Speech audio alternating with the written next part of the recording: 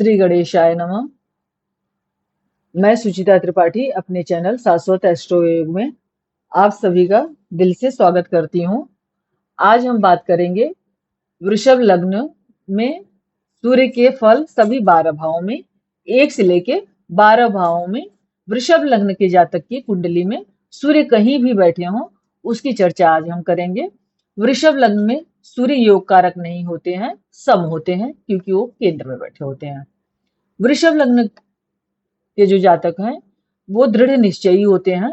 वो जो भी निश्चय करते हैं, क्योंकि वृषभ लग्न वृषभ राशि दोनों ही जो होती है वो पृथ्वी तत्व राशि है और ये स्थिर राशि है। स्थिर राशि जो का जो स्वामी होता है, स्थिर राशि के इसके वृषभ लग्न के स्वामी शुक्र देव है। शुक्र यहाँ पे लग्नेश और षष्ठेश है। वृषभ लग्न का जो जातक होता है वो जो डिसीजन ले लेता है उस डिसीजन पे वो टिका रहता है। अब अगर के वृषभ लग्न में ही यहाँ पे अगर सूर्य आकर बैठ जाते हैं तो हमें कैसा रिजल्ट करेंगे इसकी बात करते हैं पहले। अगर लग्न में ही सूर्य बैठेंगे तो सूर्य एक तेजस्वी ग्रह है और अग्नि के कारक हैं, ऊर्जा के स्रोत हैं।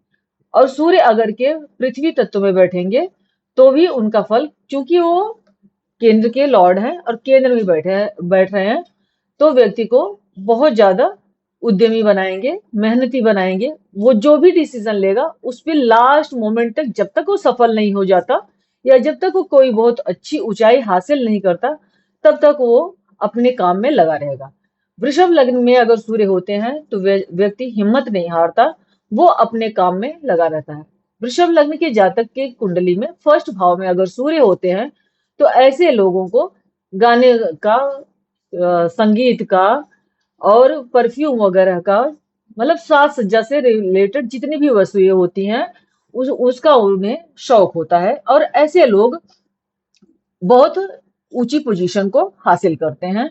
बस ये थोड़ा सा क्रोधी स्वभाव के होते हैं, पर ये स्थिर लग्न के होते हैं, इसलिए ये बहुत ज्यादा अपना गुस्सा दिखा नहीं पाते हैं या दिखाते नहीं हैं। इनमें समझदारी बहुत होती है।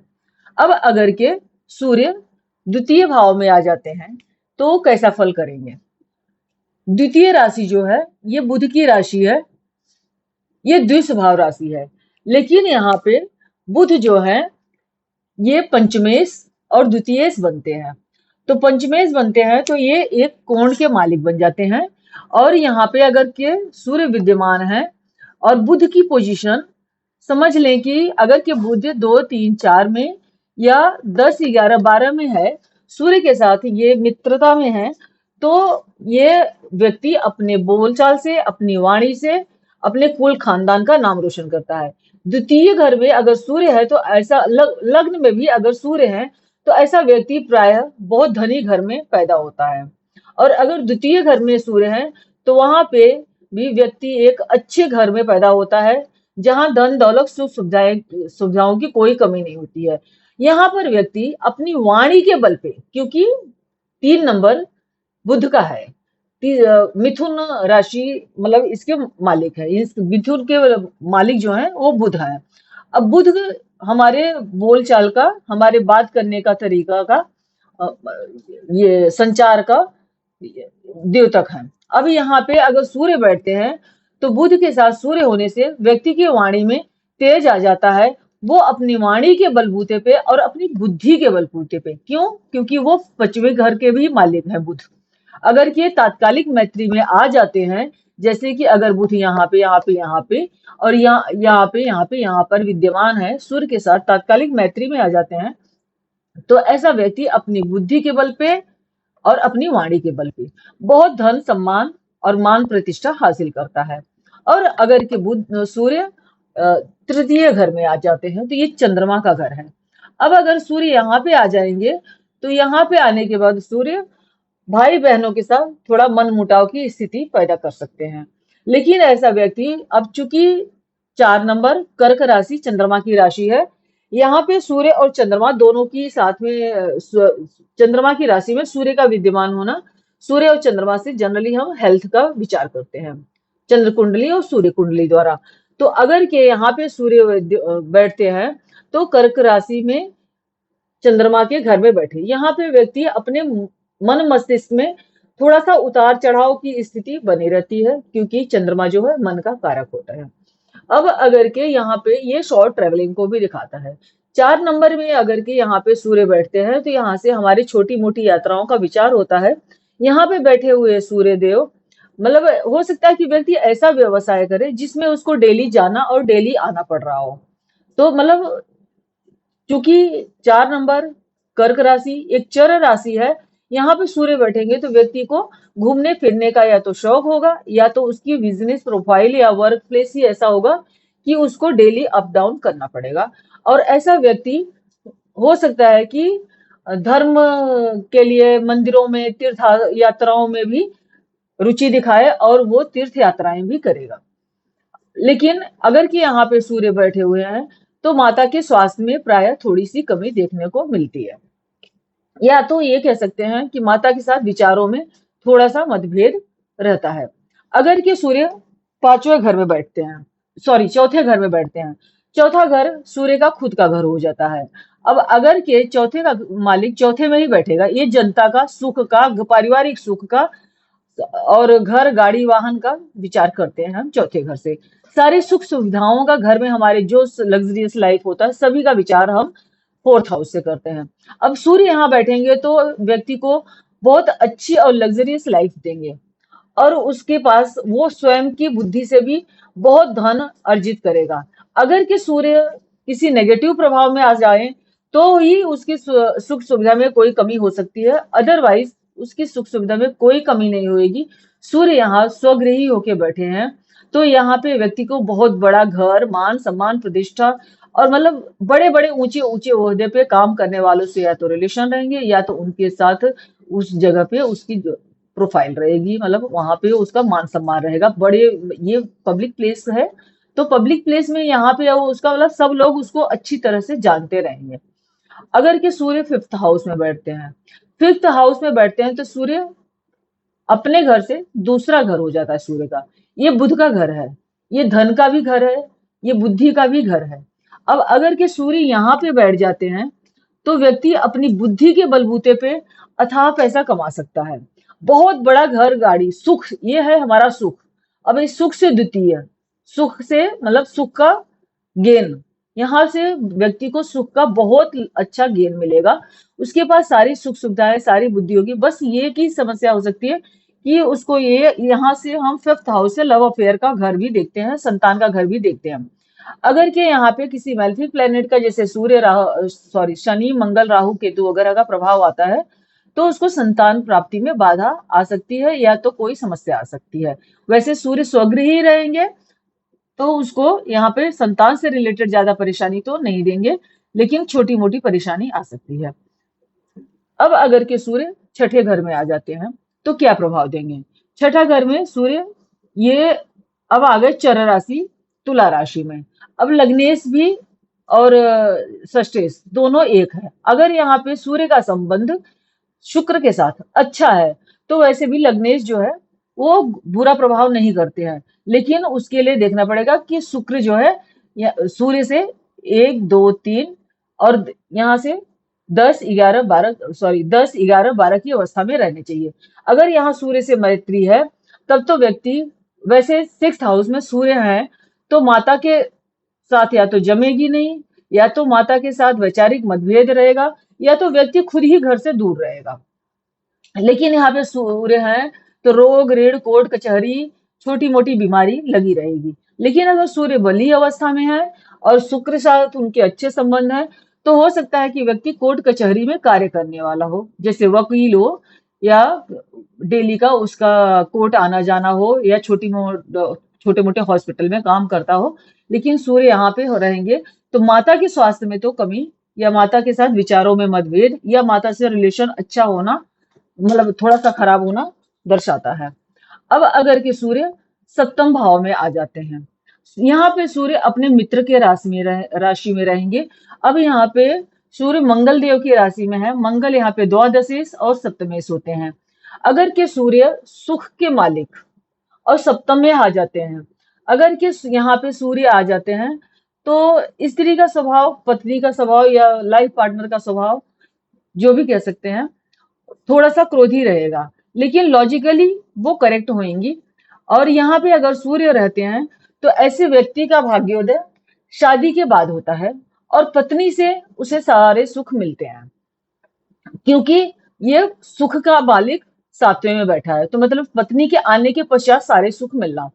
तो यहाँ पे सूर्य अगर के बली अवस्था में है और मंगल के साथ उनके रिलेशन अच्छे हैं क्योंकि वो मित्र के घर में है, और यहाँ पे मंगल अगर के यहाँ से 2 3 4 या यहाँ से 10 11 12 घरों में बैठे हुए हैं तो सूर्य बहुत अच्छा प्रभाव देंगे।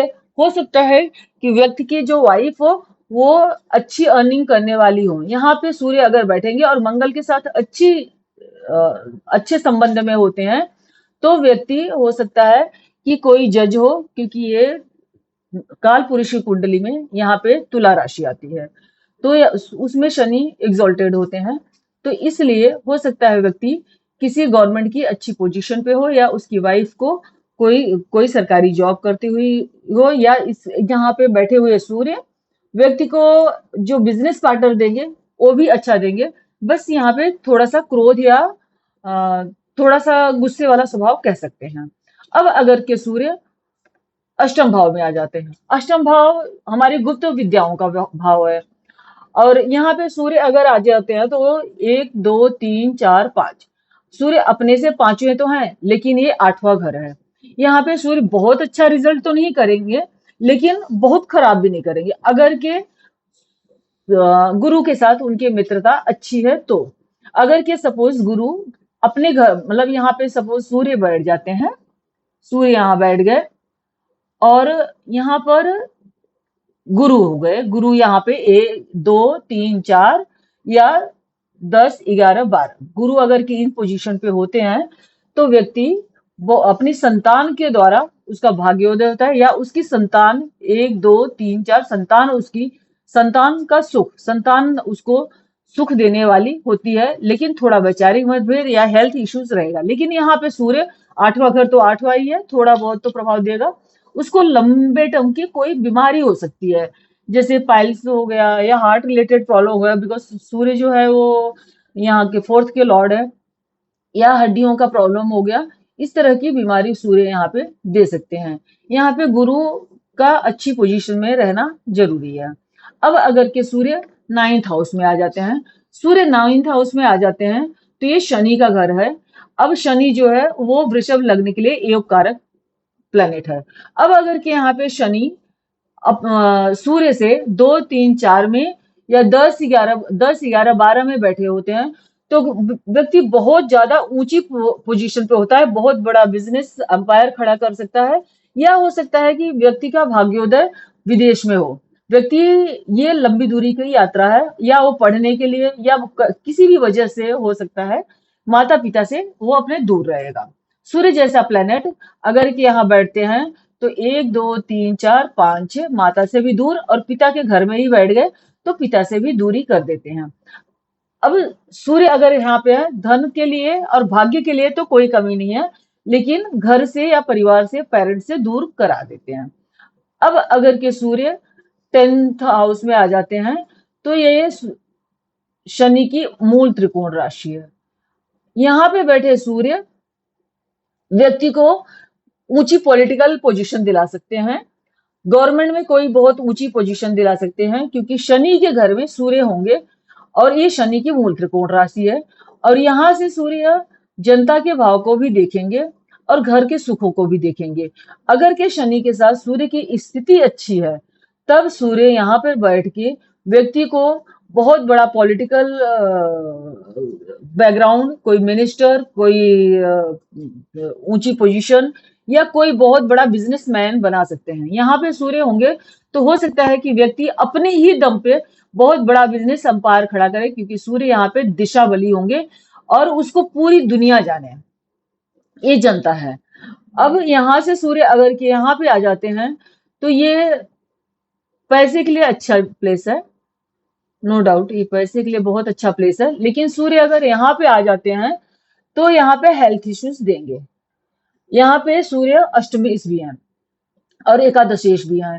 त्रिषडाय बोला गया है कि कभी भी हेल्थ के लिए अच्छा नहीं होता है। अब यहाँ पे सूर्य आएंगे तो व्यक्ति को हो सकता है पैरों से रिलेटेड कोई ना कोई समस्या दे दें, और यहाँ पे सूर्य रहेंगे तो भी व्यक्ति को ध्यान देना पड़ेगा, उसको घुटनों से रिलेटेड या घुटनों के आसपास कोई जॉइंट्स से रिलेटेड समस्या दे दें।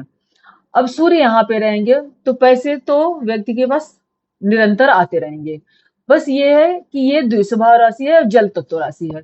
जल तत्व राशि में सूर्य इतना ज्यादा कंफर्टेबल नहीं होंगे तो इनकम कभी बढ़ना कभी घटना इस तरह से लगा रहेगा, लेकिन फाइनेंशियली बहुत अच्छे रहेंगे। यहाँ पे बैठ के सूर्य, अब यहाँ पे पंचम भाव को देखेंगे। अगर सूर्य की दशा अंतरदशा चल रही है उसमें बुध की भी अंतरदशा आ जाती है, साथ में अगर कि शनि कहीं पे बैठ के विद्यमान है, अगर शनि यहाँ कहीं बैठे हैं और देख रहे हैं तो ऐसे में लव अफेयर अक्सर टूटते हुए देखा गया है। अगर के सूर्य यहाँ पे आ जाते हैं तो ये स्थान सूर्य का उच्च स्थान है, यहाँ पे सूर्य उच्च के हो जाते हैं। अब क्या द्वादश से सुखेश जो है वो 12वें घर में जाके बहुत अच्छा फल करेंगे? नहीं, उच्च के होंगे तो भी वो व्यक्ति को बहुत अच्छा फल नहीं करेंगे।